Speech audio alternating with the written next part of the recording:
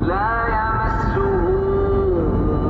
إلا المطهرون تنزيل من رب العالمين.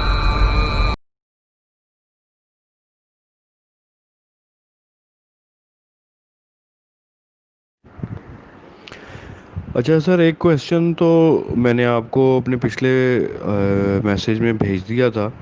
मैं भी फिर बता देता हूँ कि वो जो मामला था कि अल्लाह ताला सूरह बकरा की ही जो आयत आपने अभी कोट की है, जिसमें था कि अल्लाह ताला कहता है कि मैंने उन लोगों के दिलों पे मोहर लगा दी, अब चाहे तुम उनको दावत दो या ना दो, वो ईमान लेके नहीं आएंगे और वो जहन्नुम में जाएंगे हमेशा हमेशा के लिए।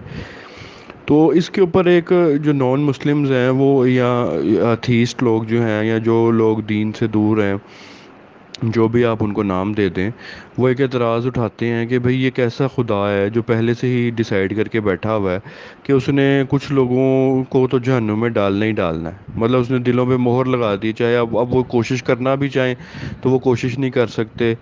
या इस आयत से तो यही मतलब लग रहा है कि अल्लाह ने तो कुछ ना कुछ लोगों को तो डालना ही डालना है जहन्नुम में। तो ये कैसा खुदा है कि जो वो है जहन्नुम में लोगों को डालना चाह रहा खुद से। भाई सूरह अल मोमिनून के एंड पे अल्लाह रब्बुल आलमीन ने फरमाया हुआ है कि जब ये लोग अल्लाह ताला में बचाए, जब अल्लाह के नाफरमान लोग जहन्नुम में जाएंगे ना, तो अपने ऊपर सख्त सख्त गुस्सा करेंगे।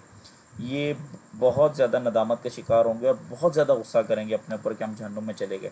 तो अल्लाह ताला इनसे कलाम करेगा कि आज तुम्हें जितना खुद पे गुस्सा आ रहा है ना, उससे कहीं ज़्यादा मुझे तुम पे दुनिया पे गुस्सा आता था दुनियावी ज़िंदगी में, कि मैं अपने रसूल भेज रहा हूँ, अपनी हदायत भेज रहा हूँ, हर तरह से मैंने तुम्हें निशानियाँ दी, तुम्हें पैदा किया, तुम्हें नेमतें दी, और तुम मेरे मुनकिर बने हुए। उस वक्त मैंने इतनी कोशिश की, मतलब निशानियाँ भेजी कि तुम ईमान ले आओ, अक्ल वाले थे, लेकिन तुम ईमान नहीं लाए। तो ये जो बात है ना कि अल्लाह ताला ख़ुद जहन्नुम में भेजना चाहता है, ये बात उस तरह से ठीक नहीं है। बल्कि अल्लाह रब्बुल आलमीन हमसे बहुत प्यार करता है, हम पे बहुत गफूर रहीम है। लेकिन जो अल्लाह रब्बुल आलमीन की निशानियों पे गौर ही नहीं करना चाहते, तो फिर वो तो जहन्नुम में जाएंगे। इसी तरह फ़िरौन को अल्लाह रब्बुल आलमीन ने निशानी बना दिया था, वो भी निशानी बना दी है पूरी कायनात के लिए। तो पूरी कायनात का हर बंदा जानता है कि फ़िरौन के साथ क्या हुआ और किस वजह से हुआ, तो वो भी एक इबरत का निशान है। जी फसी भाई, मोहर लगाने से पहले मैं आपको ये बता दूं कि अल्लाह रब्बुल आलमीन ने हज़रत नूह अलैहिस्सलाम को जब भेजा, अगर हम शुरू से लेके चलें, तो हज़रत नूह अलैहिस्सलाम ने 950 साल उनको तबलीग की। 950 साल उन्होंने तबलीग की, और वो मुसलसल झुटलाते रहे झुटलाते रहे झुटलाते रहे, फिर जाके अल्लाह ताला ने मोहर लगाई। तो अल्लाह ताला ने बहुत उन्हें मौका दिया, उसके बाद मोहर लगाई। आगे चलिए, फिर जब हज़रत यूसुफ़ अलैहिस्सलाम का दौर आया, उसके बाद जब हज़रत इब्राहीम अलैहिस्सलाम, हज़रत यूसुफ़ अलैहिस्सलाम, लूत अलैहिस्सलाम, ये सारे अम्बिया का दौर आता रहा, और अल्लाह ताला पिछले नबियों के वाक़यात उन्हें सुनाता रहा। अब आगे चलें, जब हज़रत मूसा अलैहिस्सलाम की बात आई, तो अल्लाह ताला ने तो जनाब मूसा को खुली खुली सनदें दे के भेजा, खुली खुली निशानियाँ फ़िरौन के पास दे के भेजी। मूसा अलैहिस्सलाम को तो ऐसी अल्लाह ने आयात दी थी कि आप जानते ही हैं कि हज़रत मूसा अलैहिस्सलाम आके उन्हें कह के जाते थे कि देखना, मैं अभी तुम्हारे महल से बाहर नहीं निकलूंगा कि आसमान से आग बरसेगी। और अब ये कह के जाते थे तो वाकई आसमान से आग बरसना शुरू हो जाती थी। फिर फ़िरौन कहता था कि इनको पकड़ के लाओ और इनसे कहो अपने रब से कहे कि अजाब डाल दे। इस तरह की बहुत सी निशानियाँ अल्लाह ताला ने हज़रत मूसा अलैहिस्सलाम के ज़रिए से फ़िरौन और उसकी कौम को दिखाया।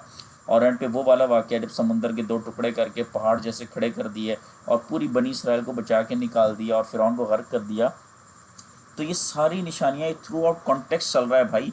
तो अब अगर रसूलुल्लाह ने आके ए टू जी सारी बातें बता दी, तमाम अंबिया के वाक़यात सुना दिए कि अल्लाह ने खुली खुली निशानियाँ दी, वो सब कुछ बता दी, और अभी भी अगर ये ईमान नहीं ला रहे, तब भी अल्लाह ने इनको तौबा का मौका दिया। लेकिन फिर बिल आखिर एक वक्त आ गया कि अल्लाह रब्बुल आलमीन ने इनके दिलों पे मोहर लगा दी। तो ये सारा कॉन्टेक्स्ट है, पिछली पूरी किताबें मौजूद हैं, उन सबको आप देखिए, इल्म और अकल का इस्तेमाल कीजिए, तो ये सारी चीज़ें क्लियर हो जाती हैं। और आपका जो क्वेश्चन है, उसका जो स्टार्ट है, मैं उसको अभी दोबारा शुरू से एलैबोरेट करता हूँ कि भाई फ़िरौन भी जब वो समुंदर आपस में जब मिल गया था, तो वो ईमान ले आया था कि उसने कह दिया था कि मैं हारून और मूसा के खुदा पर ईमान लाता हूँ।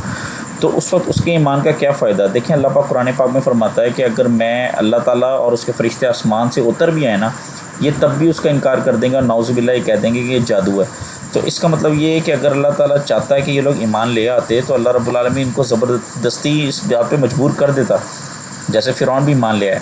तो अल्लाह ताला ने ज़िंदगी को बनाने का मकसद ये है कि अल्लाह ने अपनी निशानियाँ भेजी, अपने रसूल भेजे, और अल्लाह ताला ये देखना चाहता है کہ کون مجھ سے بن دے کے ڈرتا ہے، کون میری نشانی پہ غور و فکر کرتا ہے. اور دنیا میں آنے کا مقصد یہ ہے کہ ہم نشانیوں، اللہ کی نشانیوں پہ غور و فکر کریں اور اس کے رسولوں پر ایمان لائیں اور نیک عمل کریں. تو اللہ یہی تو چاہتا ہے کہ میں دیکھوں کہ تم میں سے کون ہے جو حق اور باطل کے ساتھ ہے، کون حق کے ساتھ ہے اور کون باطل کے ساتھ ہے، تاکہ جو حق کے ساتھ ہے اس کو میں اجر دوں اور جو باطل کے ساتھ ہے اس کو میں سزا دوں. تو اللہ تعالیٰ نے خود فرمایا ہے کہ ہم نے اس دنیا کو کھیل تماشے کے لیے پیدا نہیں کیا.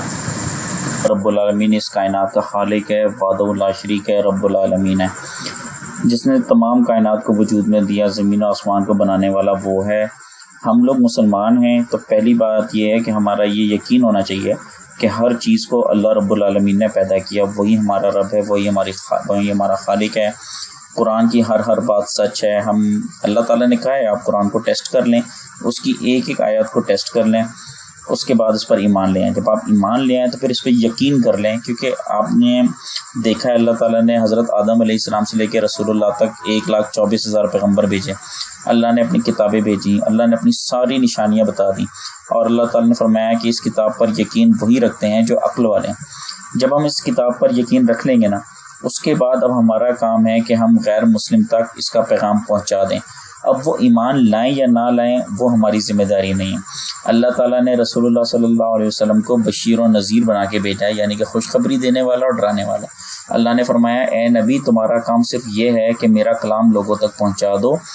جو میرے نیک بندے ہیں، جو آلریڈی مجھ سے ڈر کے زندگی گزار رہے ہیں، ان کو خوشخبری دے دو جنت کی. اور جو مجھ سے غفلت میں پڑے ہوئے ہیں اور جو گناہ میں اپنی زندگی گزار رہے ہیں، ان کو ڈرا دو کہ ان کے لیے جہنم کا عذاب ہے. اب جو آپ کا سوال ہے نا، اس کے 3 حصے ہیں. پہلا یہ ہے، آپ نے یہ پوچھا ہے کہ نان مسلم یا جو ایتھیسٹ لوگ ہیں وہ یہ کہتے ہیں کہ جب اللہ تعالیٰ نے دلوں پہ مہر لگا دی ہے تو ان کو ایمان کی دعوت دو یا نہ دو، وہ ایمان نہیں لائیں گے بلکہ ہمیشہ جہنم میں جائیں گے. تو بھائی اس کا آنسر یہ ہے کہ نو ڈاؤٹ اللہ رب العالمین نے قرآن پاک میں یہ ضرور فرمایا ہوا ہے کہ اللہ تعالیٰ نے بہت سے جنوں انس کو صرف اس لیے پیدا کیا ہے کہ اللہ ان کو جہنم میں ڈالے. اب یہ اللہ کا علم ہے، کیونکہ ہمارا یقین ہے وہ اس کائنات کا رب ہے. اس نے جو بھی کام کیا ہے، وہ دیکھیں نا، ہم جب چھوٹے ہوتے ہیں تو ہمارے پیرنٹس جو بھی ہمارے لیے کرتے ہیں ہم سمجھتے ہیں وہ ہمارے لیے ٹھیک کر رہے ہیں، اور ہم ان پہ آنکھیں بند کر کے ایمان لے آتے ہیں کہ جی ہمارے پیرنٹس ہمارے لیے جو بھی کر رہے ہیں وہ ٹھیک کر رہے ہیں، ان کے جو بھی ڈیسیجن ہے وہ ٹھیک ہے، ہمیں جہاں بھی رکھیں، جیسے بھی پالیں، بالکل ٹھیک ہے. اسی طرح یہ اللہ رب العالمین کا علم ہے، وہ ہمارا رب ہے، وہ زیادہ ہم سے بہتر جانتا ہے. تو اگر اس نے کچھ لوگوں کو اس لیے پیدا کیا ہے کہ انہیں جہنم میں ہی ڈالنا ہے، تو یہ اللہ کا علم ہے، اللہ بہتر جانتے ہیں. لیکن اس کا جو کانٹیکسٹ ہے وہ میں آپ کو سمجھا دیتا ہوں تھوڑا سا. وہ یہ ہے کہ اللہ تعالیٰ نے جب اپنے انبیاء بھیجے، پچھلے جتنے بھی انبیاء بھیجے، نوح علیہ السلام سے لے کے رسول اللہ تک، انہوں نے جب دین کا پیغام دینا شروع کیا نا لوگوں کو، تو لوگوں نے اس کو سنتے ساتھ ہی جھٹلا دیا. نعوذ باللہ اس کلام کو سرے سے جھٹلا دیا، اس پہ غور کرنا انہوں نے پسند ہی نہیں کیا. انہیں نظر ہی نہیں آیا کہ انبیاء کی جو ہیں وہ کیا کیا نشانیاں تھیں. اب جیسے رسول اللہ صلی اللہ علیہ وسلم کی مثال لے لیں کہ آقا علیہ السلام نے زندگی میں کبھی جھوٹ نہیں بولا. شروع سے لوگ ان کو صادق اور امین کہتے تھے. آپ صلی اللہ علیہ وسلم پڑھنا لکھنا بھی نہیں جانتے تھے، لیکن جب آپ صلی اللہ علیہ وسلم نے آتے ساتھ ہی قرآن مجید سنانا شروع کر دیا تو یہ بہت بڑی نشانی تھی. یہودی و نصارہ کا تو اللہ نے خود قرآن میں فرمایا کہ یہود و نصارہ رسول اللہ کو ایسے پہچانتے تھے جیسے اپنے سگے بیٹے کو پہچانتے ہیں، بلکہ اس سے بھی زیادہ. تو اتنی زیادہ نشانیاں واضح ہونے کے باوجود اگر آپ سرے سے اس دین کا انکار کر دیں گے تو اللہ تعالیٰ آپ کے دلوں پہ کیا لگا دیں گے؟ مہر لگا دیں گے. مہر کا مطلب یہ کہ چونکہ آپ نے اللہ کے دین کا انکار کیا، آپ نے اللہ کے رسولوں کو جھٹلایا، تو اب آپ بالکل ہی آپ کے دل پہ مہر لگا دی. اب جب آپ نے اتنی بڑی حقیقت، اتنی بڑی جو جسے کہتے ہیں ٹروتھ، اتنا بڑا جو سچ ہے اس کو جھٹلا دیا، تو پھر آپ کے سامنے کائنات کی ہر چیز بیکار ہے. اب آپ کے ساتھ کوئی بندہ بات کرے یا نہ کرے آپ کے لیے برابر ہے. دوسرا جو حصہ آپ نے بتایا کہ جی ایتھیسٹ لوگ کہتے ہیں کہ کیسا خدا ہے جو پہلے سے ڈیسائیڈ کر کے بیٹھا ہے کہ لوگوں کو بھائی کیسا خدا کا کیا مطلب؟ وہ خدا ہے، وہ ہمارا رب ہے، وہ غفور الرحیم ہے.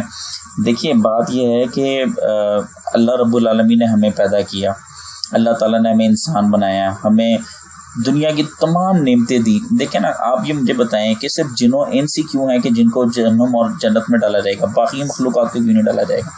کیونکہ اللہ رب العالمین نے یہ پوری کائنات ہمارے لیے بنائی ہے. اللہ تعالیٰ نے دن رات ہمارے لیے بنایا. دن کیوں بنایا؟ تاکہ میرے بندے اس میں محنت کر کے میرا فضل تلاش کریں. رات کیوں بنائی؟ تاکہ میرے بندے جب تھک جائیں تو آرام کر لیں. یہ اللہ رب العالمین نے دیکھیں ہمارے لیے آسمان سے پانی برساتا ہے، پھر ہمارے لیے رزق مہیا کرتا ہے. ہم مویشی ہماری خدمت کے لیے، آپ دیکھیں نا گھوڑا ہمارا فرما بردار ہے، اسی لیے اللہ نے فرمایا جب تم سواری پہ بیٹھو تو پڑھ لو سبحان الذی سخر لنا ھذا وما كنا له مقرنین وانا الی ربنا لمنقلبون، کہ یہ اللہ رب العالمین نے ہمارے لیے سواریاں مسخر کی ہیں. جو اتنے بڑے بڑے جانور ہیں جن کو ہمارے لیے اللہ تعالیٰ نے مسخر کی ہے، تو اللہ تعالیٰ نے ہم پہ بے تحاشا مہربانیاں کی. اب وہ رب ہم سے یہ تقاضا کرتا ہے کہ ہم اس کی بندگی کریں، اور اس میں ہمارا ہی فائدہ ہے، اس میں اللہ کا فائدہ نہیں ہے. اللہ رب العالمین کی عبادت کے لیے پوری کائنات ہے، پورے فرشتے ہیں. ہمارا فائدہ کیا ہے کہ جب اللہ رب العالمین پر ایمان لے آئیں گے، جو سب سے بڑی نیکی ہے، اس کے بعد ہمیں نیکی پہ چلنا آسان ہو جائے گا. دیکھیں نیکی کرنا صرف یہ نہیں ہے، دکھاوے میں اور نیکی میں زمین آسمان کا فرق ہے. جو لوگ اللہ پر ایمان نہیں لاتے اور بظاہر نیکی کرتے ہیں، وہ اصل میں نیکی نہیں کرتے، وہ دکھاوا کرتے ہیں. کیونکہ جب آپ کے دل میں اللہ رب العالمین کا خوف ہی نہیں ہے تو پھر آپ کی نیکی نہیں رہی، وہ دکھاوا بن گیا. آپ لوگوں کو دکھانے کے لیے کر رہے ہیں کہ جی مجھے لوگوں سے اپریسیشن چاہیے. لیکن جب آپ نیکی کریں گے تو آپ کے دل میں صرف اللہ رب العالمین کا خوف ہوگا، اور آپ صرف اللہ کو دکھانے کے لیے نیکی کر رہے ہیں تو آپ کی باقی نیکیاں بھی قبول ہوں گی. تو اللہ رب العالمین جو ہے ان کا علم زیادہ ہے، وہ زیادہ بہتر جانتے ہیں. اور جب اتنی نعمتوں کے باوجود اگر انسان اللہ کی ناشکری کرے، میں آپ کو ایک اور ایگزامپل سے سمجھاتا ہوں. لیٹ سپوز، صرف ایگزامپل سے سمجھا رہا ہوں کہ آپ کا ایک چھوٹا بھائی ہے. فرض کریں آپ نے اپنی ساری زندگی اس کے لیے سیکریفائس کر دی، ٹھیک ہے، آپ نے اپنی تعلیم سیکریفائس کر دی، آپ نے شادی تک نہیں کی، آپ نے اس کی تعلیم پہ خرچہ کیا، آپ نے اسے شادی کرا کے دیا، آپ نے اس کو جوان کیا. اب وہ بڑا ہو کے سرے سے آپ کا انکار کر دے، وہ کہتے ہیں بھائی آپ نے میرے لیے کچھ کیا ہی نہیں، آپ نے تو ہمیشہ جو ہے وہ مطلب میرے ساتھ زیادتی کی ہے. تو آپ کے دل میں آئے گا یار کہ میں اس کے لیے اتنا کچھ کرتا رہا اور اس نے سرے سے میرا انکار ہی کر دیا. اب ایسے شخص کا ٹھکانہ اگر جہنم نہیں ہوگا تو کیا ہوگا؟ آپ کو کتنی تکلیف ہوگی. حالانکہ آپ انسان ہیں. تو وہ رب جس نے A to Z ہر چیز ہمارے لیے بنائی اور ہم سرے سے اس کا انکار کر دیں، اس کی نعمتوں کا انکار کر دیں، پھر تو ہم ڈیزرو کرتے ہیں نا کہ ہمیں جہنم میں ڈالا جائے. اور تیسری جو آپ نے بات کی ہے کہ کوشش کرنا بھی چاہیں تو نہیں کر سکتے، ایسی بات نہیں ہے. اللہ تعالیٰ ہدایت صرف اسی کو دیتا ہے جو کوشش کرتا ہے. دیکھیں اگر ہم کسی کو ڈوج دیں تو اللہ ہمیں ہدایت نہیں دے گا. میں آپ کو ایک بات بتاؤں، یہ جو اللہ پاک نے قرآن پاک میں فرمایا نا کہ تم ذرہ برابر نیکی کرو گے تو اس کو بھی پالو گے، اور ذرہ برابر برائی کرو گے تو اس کو بھی پالو گے. جتنی ہم لوگ اگر ہم چھوٹی چھوٹی بھی برائی کریں نا، کسی کو چھوٹا چھوٹا بھی ڈوج دیں، تو ہمیں بظاہر اس کا کوئی لاس نظر نہیں آ رہا ہوتا. لیکن میں آپ کو ایک بات بتاؤں، کائنات کی سب سے بڑی جو دولت ہے نا وہ ہدایت ہے. کائنات کی سب سے بڑی نعمت ہدایت ہے. اور یہ چھوٹی چھوٹی برائیاں کرنے سے، چھوٹے چھوٹے ڈوج دینے سے، چھوٹی چھوٹی چلاکیاں کرنے سے، اپنی چالیں چلنے سے اللہ تعالیٰ آپ سے یہ نعمت چھین لیتا ہے. ہم روز بر روز دیکھتے نہیں ہیں کتنے ایسے لوگ ہیں جو کروڑ پتی ہیں، ارب پتی ہیں، لیکن ان کو بولنے کا طریقہ نہیں، ان کے پاس اخلاقیات نہیں، ان کے پاس ہدایت کی دولت ہی نہیں. اور میں آپ کو بتا دوں، جب اللہ تعالیٰ ہدایت آپ سے چھین لے تو آپ سے اچھائی اور برائی میں فرق ہی نہیں ہوگا. میں نے کوشش کی ہے کہ اللہ نے جتنا مجھے نالج دیا ہے میں اس کے حساب سے آپ کو رپلائی کر سکوں. اللہ رب العالمین سے دعا ہے کہ اللہ تعالیٰ اس میں مزید اپنی رحمت ڈال دے. باقی اصل نالج اللہ کے پاس ہے. میں نے بھی وہی کیا بھائی کہ مجھے جو اللہ نے نالج دیا میں نے آپ تک پہنچا دیا. اب آپ ان ایتھیسٹ تک پہنچا دیں، باقی جو ہدایت کا معاملہ ہے وہ اللہ کے سپرد ہے. اللہ تعالیٰ ہم سب کو اپنی پناہ میں رکھے. جزاک اللہ.